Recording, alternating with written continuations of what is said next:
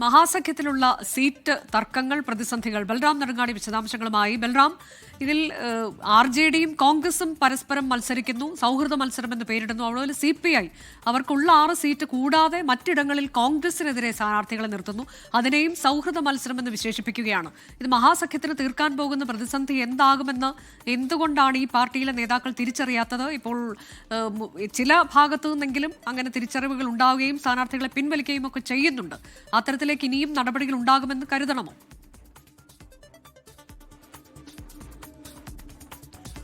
അനുജ, മഹാസഖ്യത്തിൽ ഇതുവരെയും ഒരു ധാരണയിൽ എത്തിയിട്ടില്ല എന്നുള്ളത് തന്നെയാണ് യാഥാർത്ഥ്യം. ഇനി അതിന് അത്തരത്തിലൊരു ധാരണയിലേക്ക് എത്തുകയോ, നിലവിലിപ്പോൾ നാമനിർദ്ദേശ പത്രിക നൽകിയ സ്ഥാനാർത്ഥികൾ അവർ മത്സരരംഗത്ത് സജീവമാകാതെ മാറി നിൽക്കുകയോ ചെയ്യുന്ന തരത്തിൽ ധാരണയുണ്ടായേക്കാം. അതിനുള്ള സാഹചര്യവുമുണ്ട്.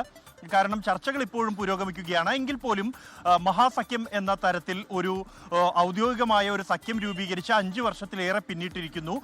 ഒരുപാട് സമരമുഖങ്ങൾ ഒന്നിച്ച് നടത്തിയ പാർട്ടികൾ അവർക്ക് തിരഞ്ഞെടുപ്പിൽ സീറ്റ് സംബന്ധിച്ച ഒരു ധാരണയിലേക്ക് എത്താൻ ഇതുവരെയും കഴിഞ്ഞിട്ടില്ല എന്നുള്ളത് തീർച്ചയായും അത് മുന്നണിയുടെ കെട്ടുറപ്പിനെ ബാധിച്ചിട്ടുണ്ട്. ഇതുവരെ അത് തിരഞ്ഞെടുപ്പിലും പ്രതിഫലിക്കും എന്നും ഏതാണ്ട് ഉറപ്പാണ്.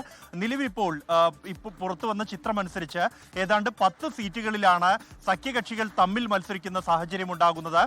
കോൺഗ്രസും RJDയും തമ്മിൽ 6 സീറ്റുകളിൽ പരസ്പരം മത്സരിക്കുന്നുണ്ട്. കൂടാതെ CPIയും കോൺഗ്രസും തമ്മിൽ 3 സീറ്റുകളിൽ മത്സരിക്കുന്നു. VIPയും RJDയും തമ്മിൽ 1 സീറ്റിൽ മത്സരിക്കുന്നു. ഇത്തരത്തിൽ ഈ തമ്മിൽ തന്നെ മത്സരിച്ച് അത് മുന്നണിയിലേക്ക് ലഭിക്കേണ്ട വോട്ടുകളെ വിഭജിപ്പിക്കാനുള്ള സാഹചര്യമാണ് ഒരുങ്ങുന്നത്. കഴിഞ്ഞ തവണ ഫോട്ടോ ഫിനിഷ് ആയിരുന്നു ബീഹാറിൽ ഉണ്ടായിരുന്നത്.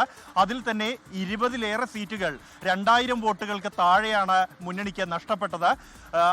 അത്തരം ഒരു സാഹചര്യം നിലനിൽക്കുമ്പോൾ തന്നെയാണ് കഴിഞ്ഞ തവണ ഇത്തരത്തിൽ സ്വതന്ത്ര സ്ഥാനാർത്ഥികൾ മത്സരിച്ചത് മുന്നണിയെ ബാധിച്ച മണ്ഡലങ്ങളിൽ. അവിടെ പോലും ഇത്തവണയും വീണ്ടും ബിച്ച്വാഡ ഉദാഹരണമായി പറയുകയാണെങ്കിൽ, ബിച്ച്വാഡയിൽ ഇത്തവണ കോൺഗ്രസ് ഔദ്യോഗിക സ്ഥാനാർത്ഥിയെ തന്നെയാണ് നിർത്തിയിരിക്കുന്നത്. കഴിഞ്ഞ തവണ കോൺഗ്രസ് സ്വതന്ത്രനായിരുന്നു അനൌദ്യോഗികമായി മത്സരരംഗത്തുണ്ടായിരുന്നത്.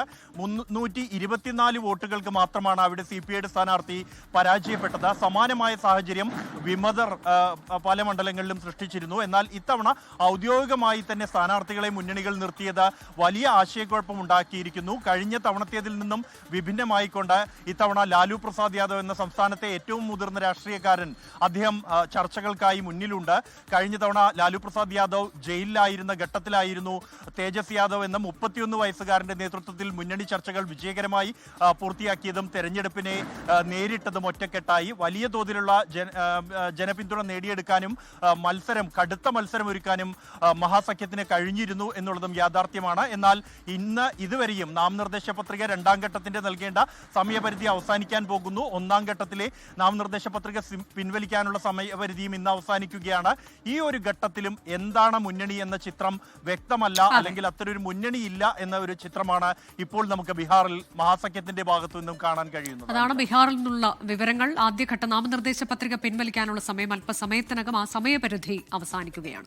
ലോകത്തെവിടെയായാലും ഏത് സമയത്തും 24 വാർത്തകളും ഓഗ്മെന്റഡ് റിയാലിറ്റി പാക്കേജുകളും എക്സ്പ്ലെയിനറുകളും വിശദമായി കാണാൻ ഞങ്ങളുടെ YouTube ചാനൽ നിങ്ങൾക്ക് സബ്സ്ക്രൈബ് ചെയ്യാം.